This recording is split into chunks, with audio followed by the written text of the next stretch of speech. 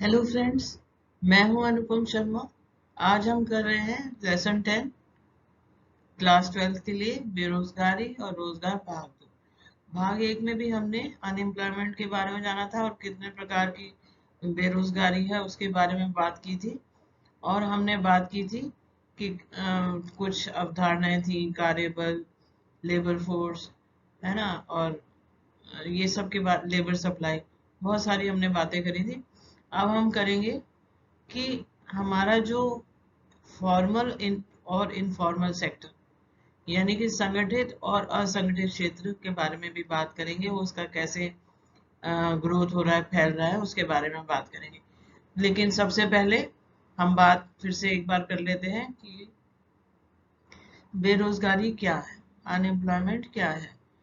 तो देखिए, इसमें तीन चीजें जरूरी हैं। पहला है कि एक व्यक्ति काम करने का इच्छुक। अगर कोई व्यक्ति काम करने का इच्छुक ही नहीं है तो वो ऐच्छिक बेरोजगारी है, उसको बेरोजगारी में शामिल नहीं करेंगे। तो सबसे जरूरी ये है कि व्यक्ति काम करने के लिए तैयार है, विलिंग है। दूसरा, मौजूदा जो दर है, जो सैलरी है, उस पे काम करने को तैयार है और वो काम करने के लिए सक्षम भी है। तो ये तीन चीजें जरूरी हैं। एक तो ये है कि विलिंगनेस, कि आप इच्छा रखते हैं काम करने की। दूसरा, जो भी सैलरी मिल रही है या मौजूदा मजदूरी दर पर काम करने को तैयार है और सक्षम भी है, यानी आपके पास डिग्रीज भी हैं, सर्टिफिकेट्स भी हैं, सब कुछ है। आप सैलरी भी एक्सेप्ट करते हैं, लेकिन आपको अगर फिर भी रोजगार नहीं मिल रहा है तो फिर ये कहा जाएगा बेरोजगारी।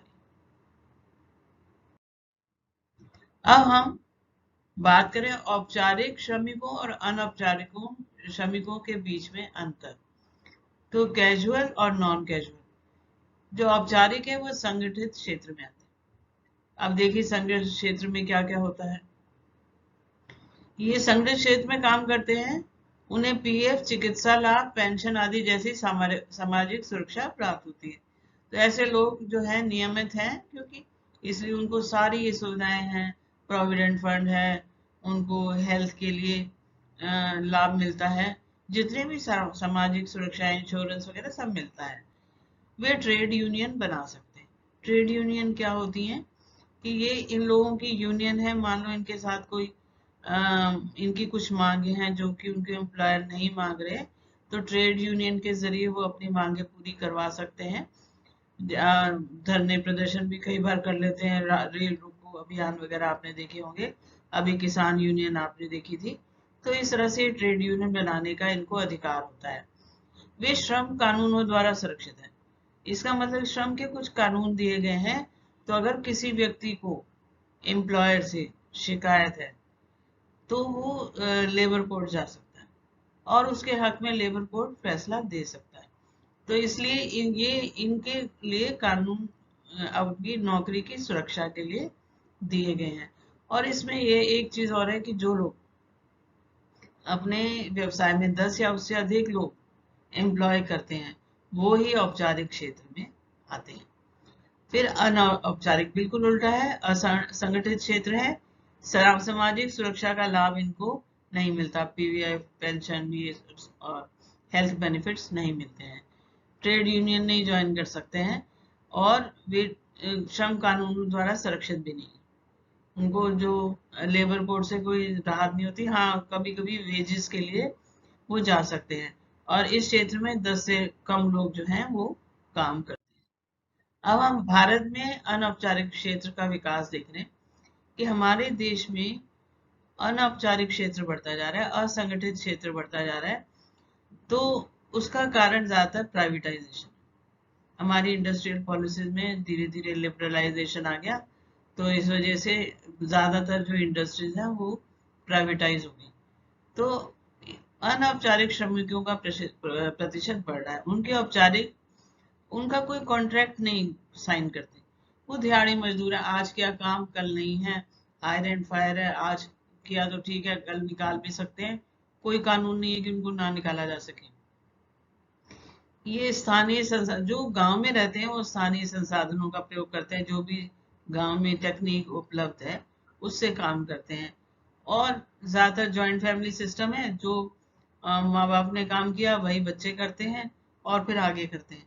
तो वो कोई भी जो नई टेक्निक है उसको सीख नहीं पाते और इसलिए पीछे रह जाते हैं। द्वितीय औद्योगिक क्षेत्र में अनौपचारिकों की संख्या में वृद्धि हुई है।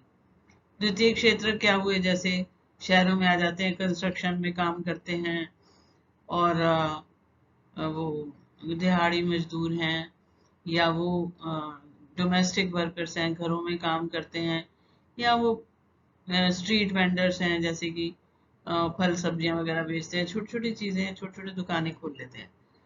और तृतीय क्षेत्र जो होता है वो सर्विस सेक्टर है, ट्रांसपोर्ट सेक्टर में बहुत ज्यादा लोग काम कर रहे हैं। और जो प्राथमिक क्षेत्र जो आप एग्रीकल्चर कहते हो, 6-7 महीने काम करते हैं, बाकी में वो काम करते हैं मगर छोटे छोटे काम है, फिशरीज है, हस्बेंड्री है, मतलब पशुपालन है, ठीक है, ये सब भी करते हैं।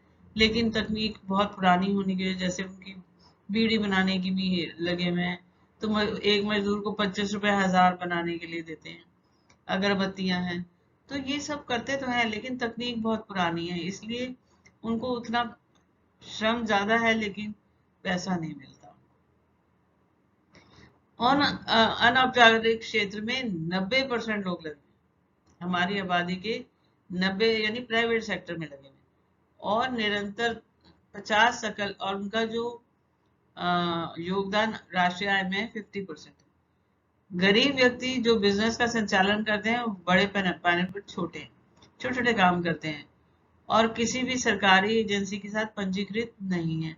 मतलब जैसे एम्प्लॉयमेंट एक्सचेंज वगैरह होता है, वहां पर उन्होंने नाम रजिस्टर नहीं कराया है। और 10% अमीर लोगों के पास 80% आय का हक है। मतलब आय जो है 10% लोगों के पास 80% आय है, और बाकी जो 60% है लोग हैं, उनके पास 5% से भी कम है। तो आय का गैप देखिए कितना ज्यादा है। वो श्रम गहन टेक्निक का प्रयोग करते हैं, लेबर इंटेंसिव टेक्निक, ज्यादा मजदूरों का उपयोग करते हैं, मशीनों का उपयोग नहीं करते, उनको बहुत कम मजदूरी प्राप्त होती है। कहते हैं कि 2.5 गुना कम, जो संगठित क्षेत्र है उसे 2.5 गुना कम मजदूरी मिलती है। बैंकों से ऋण भी नहीं मिलता, और 2018 में 512 मिलियन कार्यबल में से 465 मिलियन जो थे वो अनौपचारिक क्षेत्र में थे। मॉडर्नाइजेशन ने इन्फोसिस जैसे कई लोगों को बर्खास्त कर दिया, निकाल दिया नौकरी से 11,000। लेकिन कुछ ऐसी कंपनी है जैसे विप्रो, उन्होंने अपने मजदूरों को पहले निकाला, फिर उनको उस क्षेत्र में ट्रेनिंग दी, फिर रख लिया। तो ये एक अच्छा संकेत है, ऐसे कर सकते हैं कि मजदूरों को अपने जिस कंपनी में काम कर रहे हैं उनको ट्रेनिंग दी जा सकती है। अब बेरोजगारी के हम कारण ले रहे हैं। सबसे पहला तो वही है, जनसंख्या में वृद्धि। तो जनसंख्या में वृद्धि पिछले दशकों में शहरों में तो कुछ कम हुई है, लेकिन गांव में अभी भी बहुत ज्यादा है। तो जनसंख्या वृद्धि के कारण बहुत से लोगों को, क्योंकि उद्योग इतनी तेजी से नहीं बढ़े इसलिए खपा नहीं सकते। दूसरा, गांव से क्योंकि उनका मौसमी बेरोजगारी है, तो वो बहुत सारे लोगों का पलायन बड़े बड़े शहरों में हो जाता है, और उन लोगों को खपाना बहुत मुश्किल हो जाता है। धीमी आर्थिक वृद्धि, हमारी जो आर्थिक वृद्धि है वो धीमी गति से चल रही है। जितनी तेजी से जनसंख्या को खपाने के लिए वृद्धि होनी चाहिए उतनी नहीं। सीजनल एग्रीकल्चर, जो हमारा मौसमी बेरोजगारी है एग्रीकल्चर में, वहां पर 6-7 महीने ही काम है, जब तक कि फसलों का चक्र चलता है, उसके बाद वो खाली हो जाते हैं। फिर संयुक्त परिवार प्रणाली, इसका मतलब ये है कि वो, मतलब एक ही घर में कम से कम 12-15 लोग रह रहे हैं, और छोटा सा जमीन का टुकड़ा। अब उस पे बहुत ज्यादा लोग काम करें, इतने ज्यादा लोगों की जरूरत नहीं। काम करते दिखेंगे पर एक्चुअली वो कोई काम कर नहीं रहे। एक छोटे से उदाहरण से हम बता देते हैं कि जैसे मान लीजिए 1 एकड़ भूमि है, एक मजदूर जो है वो 100 क्विंटल गेहूं पैदा कर सकता है। दूसरा जो उनका परिवार का सदस्य है वो 150 कर लेगा, तीसरा 200 कर लेगा, चौथा 250 कर देगा। पांचवें के 250, 600, 250, मतलब पांचवें के बाद उत्पादन में कोई वृद्धि नहीं हो रही, वो सिर्फ काम करते नजर आ रहे हैं। इसको प्रच्छन्न बेरोजगारी कहते हैं, या देश में बेरोजगारी कहते हैं, कि वो लोग लगता है काम कर रहे हैं लेकिन वास्तव में वो कोई काम नहीं कर रहे। फिर कम बचत, और क्योंकि आय कम है इसलिए बचत कम है और इसलिए निवेश कम है। कहीं भी देख लीजिए, अगर एग्रीकल्चर है तो क्योंकि उनकी आय बहुत कम है तो बचत नहीं हो रही है, तो वो इक्विपमेंट नहीं खरीद सकते, नई नई टेक्निक का प्रयोग नहीं कर सकते, बीज हैं, खाद हैं, तो इन सब पे खर्चा होता है जो वो नहीं कर पाते। और लघु उद्योगों का क्षय हो गया। पहले लघु उद्योग काफी चलते, कुटीर और लघु उद्योग चलते थे, लेकिन जब से मॉडर्नाइजेशन हुआ है, अ, अच्छी तकनीकों का हो गया, बड़ी अच्छी अच्छी वस्तुएं सस्ती और टिकाऊ मिल जाती हैं, तो इनको इनकी मांग कम हो गई है। श्रम की गतिहीनता है, क्योंकि वो लोग गांव में रहते हैं, कई बार वो अपने गांव से शहरों की ओर नहीं आ पाते हैं, कोई भी वजह हो सकती है, उनके पर्सनल कारण हो सकते हैं, वो नहीं कर सकते। और सिंचाई की सुविधा का अभाव, अगर वो खेती करते हैं तो सिंचाई की सुविधाएं नहीं है, तो इसलिए भी उत्पादन नहीं होता है और वहां पर गरीबी बनी रहती है। अब हम इसको सॉल्व कैसे करेंगे, है ना? हमें सबसे पहले तो उत्पादन में वृद्धि करनी पड़ेगी, नए नए इंडस्ट्री उद्योग लगाने पड़ेंगे ताकि बढ़ती जनसंख्या को हम इसमें खपा सकें। और दूसरा है उत्पादकता में वृद्धि करनी, उनकी एफिशिएंसी को बढ़ाना है। कैसे बढ़ाना है, टेक्निक से या कैसे, लेकिन उनकी उत्पादकता बढ़ेगी तभी उनका उत्पादन बढ़ेगा और उनकी गरीबी हटेगी। पूंजी निर्माण की उच्चता, मतलब पूंजी निर्माण क्या है, जैसे प्लांट है, मशीनरी है ना? तो ये सब तो वैसे ही जरूरी है उद्योगों को बढ़ाने के लिए, और इनमें लगातार वृद्धि होनी चाहिए। इसके अलावा इंफ्रास्ट्रक्चर है, चाहे सामाजिक हो चाहे आर्थिक हो, जैसे सड़कें हैं, परिवहन है, आपका बिजली है, आपकी पानी की व्यवस्था है, ये सब जो है इनका बढ़ना बहुत जरूरी है, तभी कोई भी उद्योग जो है हमारे विकसित हो पाएंगे।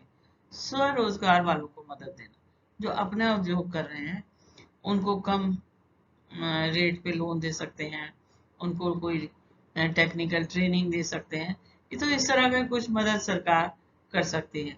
और शैक्षिक सुधार, शिक्षा में सुधार होना तो बहुत जरूरी है। आप देखिए कि अभी लोग डिग्रियां लेके एमए बीए कर लेते हैं, लेकिन फिर भी कोई दिहाड़ी मजदूरी लगा है, कोई ड्राइवर है, कोई कंडक्टर है, क्योंकि उनको मतलब डिग्रियां और सर्टिफिकेट तो हैं पर उनके पास कोई तकनीकी शिक्षा नहीं है। तो अभी हमारी शिक्षा प्रणाली में सुधार करने की कोशिश शायद सरकार कर रही है, कुछ नया सिस्टम लाने की कोशिश कर रही है जिसमें 5th तक के बच्चों को बेसिक नॉलेज, और फिर उसके बाद उनको तकनीकी शिक्षा का ज्ञान, ताकि 12वीं या 10वीं से जब वो बाहर निकले तो वो स्किल उनका डेवलप हो। सहकारी उद्योग, अब क्या है कि क्योंकि लोग, इंडिविजुअल एक बंदा है उसके पास पैसा नहीं है, तो जैसे सहकारी खेती हो जाती है ऐसे सहकारी उद्योग हो सकते हैं। 50-60 लोग 100 मिलके थोड़ा थोड़ा पैसा लगा सकते हैं और कुछ सरकार लगा सकती है, और उद्योग कर सकते हैं और लाभ को आपस में बांट सकते हैं। सरकारी कार्यक्रमों को लागू करना, जो भी सरकार ने कार्यक्रम लगाए हैं, जो अनएम्प्लॉयमेंट को, स्वर्ण जयंती योजना और भी बहुत सारी योजना है, उनको लागू करना जरूरी है। और सबसे इम्पोर्टेंट है जो मनरेगा है। मनरेगा क्या है? मनरेगा का अर्थ है कि जो लोग गरीबी की रेखा के नीचे है, बिलो पॉवर्टी लाइन है, उनको साल में 100 दिन तक काम करने की गारंटी। फिर कौशल भारत है। कौशल भारत का मतलब यह है कि ये मोदी सरकार ने नए 3 शुरू किए हैं, कौशल भारत स्टार्टअप और मेक इन इंडिया। कौशल भारत में तकनीकी ज्ञान देना और फिर उनको उसी के अनुसार नौकरी देना। स्टार्टअप से है मतलब नए नए उद्योगों को स्टार्ट करने में मदद करना।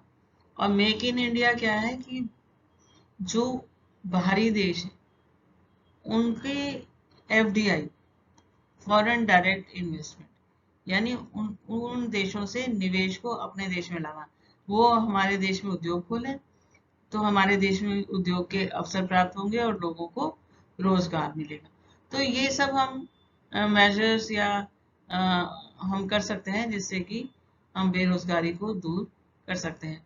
बच्चों, अगर आपको मेरा ये वीडियो पसंद आया तो लाइक और शेयर करें, सब्सक्राइब करें और बेल आइकन का बटन ज़रूर दबाएं।